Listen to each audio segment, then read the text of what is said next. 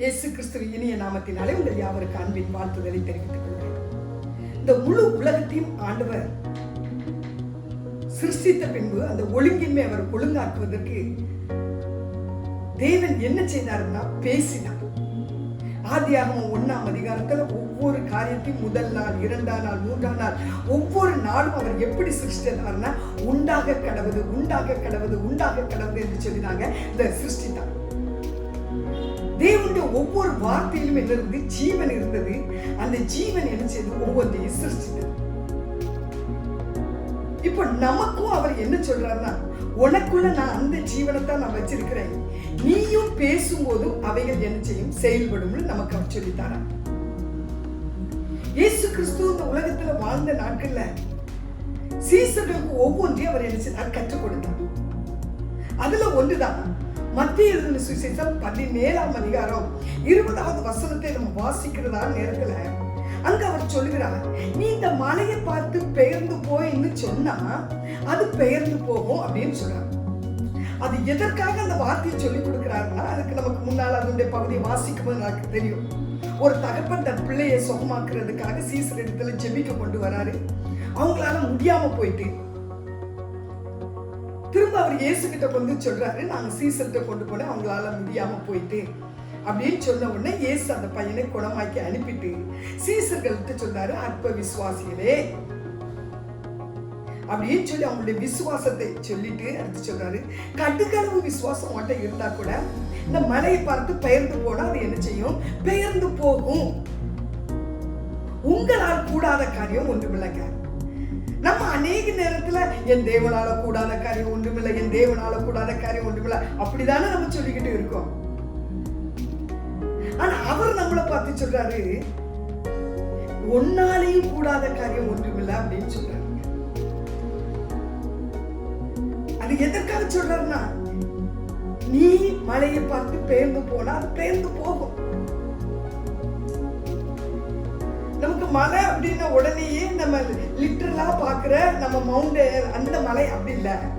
நம்ம அநேக நேரம் சொல்லுவோம், மழை போல பிரச்சனை, மழை போல துன்பம், மழை போல போராட்டம், நான் மழை போல நம்பி இருந்தது. அதான் ஏசாயா 54:10 சொல்றாங்க, மலைகள் விலகினாலும் பர்வதங்கள் நிலை பெயர்ந்தாலும். அந்த வசனத்தை அடிக்கடி நம்ம எதிர்ப்பு சொல்றோம்னா, நீ மழை போல நம்பி இருந்தவங்க விலகி போனாலும், பர்வதம் போல நம்பி இருந்தவங்க கைவிட்டாலும், இப்படி எல்லாம் நம்ம யாரை சொல்றோம்னா மனிதர்களை சொல்றோம், பிரச்சனைகளை சொல்றோம், போராட்டங்களை சொல்றோம். இங்க அவர் சொல்றாரு, நீ மலையை பார்த்து பேசு, பிரச்சனையை பார்த்து பேசு, போராட்டங்களை பார்த்து பேசு. ஆனா நாம என்ன செய்யறோம்னா, தேவனிடத்துல போய் பிரச்சனையை பேசுறோம். ஆனா அவர் என்ன சொல்றாருன்னா, பிரச்சனையில கிட்ட போய் என்ன பேசுகிறார். அல்லேலூயா. அவர் என்ன சொல்றாருன்னா, என்கிட்ட வந்து பிரச்சனையை பேசாத, பிரச்சனை கிட்ட போய் என் தேவன் யாரு தெரியுமா, இயேசுவின் நாமத்துல சொல்றேன், இதெல்லாம் நீ பிரச்சனையை பார்த்து என்ன செய்ய, பேசு அப்படிங்கிறார். இதை தான் அன்றைக்கு சீசர்களுக்கு அவர் என்ன செய்தார், கற்றுக் கொடுக்கிறார். நீ பேசு, நீ பேசும்படியாக சிருஷ்டிக்கப்பட்டவன். செயல்படுறது ஒண்ணு, பேசுறது ஒண்ணு. இப்ப நம்ம முதலமைச்சரை எடுத்துக்காங்களே, ஒரு இடத்துல பிரச்சனை வருதுன்னா அவர் இறங்கி யுத்தம் பண்ணுவாரா, பேசுவாரா? எத்தனை அதிகாரம் படைச்சவங்க, எத்தனை அதாவது திறமை உள்ளவங்க, ட்ரைனிங் எடுத்தவங்க, மிலிட்டரிக்காரங்க ஒரு பிரச்சனை உள்ள இடத்துல நின்னாலும் அவங்க அந்த இடத்துல உள்ள பிரச்சனையை தீர்க்கிறதுக்கு அவங்க மேல எத்தனை கல்லு வந்தாலும், எத்தனை அடிதடி வந்தாலும் அப்படி தடுத்து தடுத்து தான் நிற்பாங்க. எதுக்கு தெரியுமா? ஒருத்தர் வந்து அதிகாரம் உள்ளவர் சொல்லணும், ஆர்டர் கொடுக்கணும். இப்ப டக்குன்னு அவங்களுக்கு ஒரு ஆர்டர் வந்து, ஷூட்டிங் ஆர்டர், ஷூட் பண்ணு அப்படின்ட்டா இவங்க என்ன செய்வாங்க, அடுத்து அவ்வளவு நேரம் அடி வாங்கினவங்க இப்ப அடி வாங்க மாட்டாங்க, இறங்கி அவங்க வேலையை என்ன செய்வாங்க. இது எதுல இருக்குன்னா, அதிகாரத்துல இருக்கிறது, பேச்சில இருக்கிறது. தேவன் நமக்கு என்ன வைத்திருக்கிறார்னா, பேசும்படியாகத்தான் நம்மையும் அவர் அழைத்திருக்கிறார். ஆனா நாம பிரச்சனையை பார்த்து பேசுறது இல்ல, நம்ம தேவன்கிட்ட போய், ஆண்டவரே இப்படி இருக்கே, இப்படி இருக்கே, மாற்றுமாப்பா, மாற்றுமாப்பா அப்படின்னு சொல்றோம். இதைதான் மோசே ஒரு முறை தேவனிடத்துல போய் சொல்றான். செங்கடலுக்கு முன்னால போய் நிற்கும் போது ஆண்டவரே என்ன செய்யலாம்? ஆண்டவர் சொன்னாங்க, நீ ஏட்டையா பேசுற? கடல் கிட்ட போ, பிரச்சனை கிட்ட போ, அங்க போய் உன் காயை நீட்டு, அது உனக்கு வாசலை என்ன செய்யும்? திறந்து தரும். அதே மோசே கிட்ட ஒரு காரியத்தை சொல்றான். என்ன தெரியுமா? இஸ்ரவேல் ஜனங்களை அவர் வழி நடத்தும் போது தாகம் ஏற்படும். அப்போ முதல் முறை அவர் என்ன சொல்றாருன்னா, கண்மலையை போய் நீ அடி, உனக்கு தண்ணி கிடைக்கும். ரெண்டாவது முறை ஒரு முறை வருது, அது எல்லாருமே 20:8 இருக்குது பாருங்க. அங்க போய் அவர் சொல்றாரு, நீ ஜனங்கள் மூப்பர்களை எல்லாம் கூட்டிட்டு போய் அந்த கண்மலையை பார்த்து பேசு அப்படிங்க. ஆனா மோசே முதல்ல தண்ணி எப்படி வரவழைத்தார் என்றால் அடிச்சு வரவழைத்தவர். இப்ப பேசி வரவழைக்கணுங்கிறது அவருக்கு அவர் அதை விசுவாசிக்கல. என்ன செய்ய தெரியல. ஒருவேளை தண்ணி வராம இருந்தா என்ன செய்ய? அதனால அவர் எடுத்துறாரு, பேசாம அடிக்க.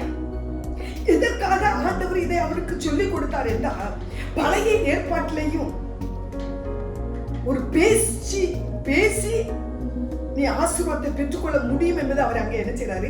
வெளிப்படுத்துறார், சொல்லிக் கொடுக்கிறார் மோசேக்கு. ஆனா அந்த இடத்துல அவன் அடிச்சான். கடைசியில் ஆண்டவர் ரீசன் சொல்லும் போது ஜனங்கள்லாம் என்ன கஷ்டப்படுறாங்க. ஆண்டவர் அதெல்லாம் இல்லை, நீ என்ன விசுவாசியாமல் போன அப்படின்னு சொல்றாங்க. அந்த தேவன் இன்னைக்கு நம்மை பார்த்து சொல்கிற காரியம் என்ன? உன் நாவல நான் அதிகாரத்தை வைத்திருக்கேன், இந்த பூமியை உன் ஆளுகைக்குள்ள நான் தந்திருக்கிறேன். இந்த பூமியை ஆதாம் கையில நான் கொடுத்தேன், அவன் அந்த பிசாசு கையில வச்சு நான் விற்று போட்டான். நான் மீண்டும் கல்வாரி சிலுவையில வந்து அந்த பூமியை மீண்டும் நான் மீட்டெடுத்து உங்கையில நான் தந்திருக்கிறேன். இப்ப நீ யாருன்னா இந்த பூமியை ஆளுகிறவன், நீ பேச பிறந்தவன். புரியுதுங்களா? நீங்க என்ன செய்யணும்? பேசணும் அப்படின்னு சொல்றாங்க.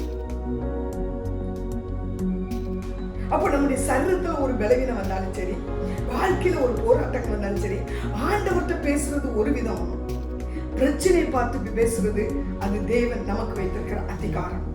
அப்ப அந்த பிரச்சனையை பார்த்து நம்ம பேச பேச பேச ஆரம்பிச்சது அந்த மலை பெயர்ந்து போகும், அந்த வியாதி குணமாகும். இயேசு எனக்காக மரிச்சிட்டார், அவர் தழும்பு எனக்கு இருக்குது, வியாதி நீ இருக்க முடியாது. நான் அந்த கட்டல்ல நான் படுத்திருக்க மாட்டேன், நான் எழும்புவேன். இப்படி ஒவ்வொரு காரியத்திலும் நம்ம ஜீவனை பேச பேச பேச, நீங்க எந்த சூழ்நிலையில இருந்தாலும் சரிங்க, டாக்டர் கைவிட்ட சூழ்நிலையில இருந்தாலும் சரி, டாக்டர் இதை குணமாக்க முடியாதுன்னு உங்களுக்கு எழுதி தந்ததாக இருந்தாலும் சரி, அதையும் மாற்ற வல்லமை உங்களுடைய நாவல ஆண்டவர் வைத்திருக்கிறார். நீங்க பேச பேச அது மாறிக்கிட்டே இருக்கும். உங்களை எந்த அளவுக்கு ஸ்ட்ராங் ஆக்கி, இதுதான் உன் வாழ்நாள் முழுது நீ அனுபவிக்க வேண்டியதுன்னு எந்த பிரச்சனை இருந்தாலும் சரி, அந்த பிரச்சனையை பார்த்து நீங்க பேச பேச அது விலகி போகும். தாவீதுக்கு கோலியாத்துக்கு சண்டைக்கு போய் நிக்கிற நேரத்துல தாவீது மட்டும் அமைதியா இருந்திருந்தான்னு வச்சுக்காங்களேன், கோலியாத்தை ஜெயிச்சிருக்க முடியாதுங்க. அந்த சின்ன தாவீது கோலியாத்துக்கு விரோதமா பேசிக்கிட்டே இருக்கான்.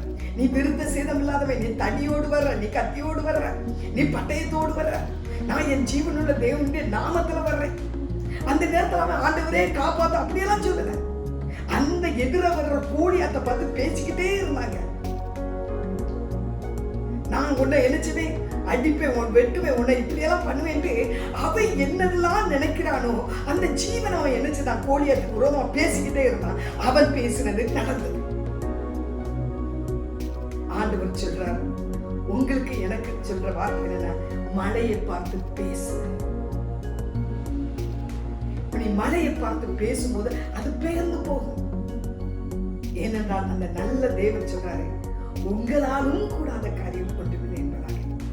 நீங்க எடுத்துக்காங்க, டாக்டர்ஸ் இன்னைக்கு தர்ற மாத்திரைகளை பாருங்க, ஏதாவது ஒரு நேரம் மாத்திரையா தர்றாங்க. இதை நீ ஆயுசு முழுதும் சாப்பிடுன்னு சொல்றாங்க, 1 மாசம் சாப்பிடுங்க, 40 நாள் எடுக்கணுங்கிறாங்க. அதையெல்லாம் நம்ம சொல்லி கீழ்படுகிறோம்ல. நம்ம ஆண்டவர் அதைத்தான் சொல்றாரு, நீ பேசு, எதுவும் வாழ்க்கையில மழை போல இருக்கோ அது பெயர்ந்து போகும். 10 நாள் பேசிட்டவே விடாதீங்க. 30 நாள் பேசுவோம், 40 நாள் பேசுவோம், 1 வருஷம் பேசுவோம், பேசிக்கிட்டே இருப்போம். ஒரு நாள் நீங்க பேசிக்கிட்டே இருக்கிற, நீங்க தேடி பார்ப்பீங்க, அந்த மழையை காணாது, அந்த வியாதியை காணாது, அந்த கடனை காணாது, உங்களுக்கு துன்ப வருவிக்கிறவங்களை காண மாட்டீங்க.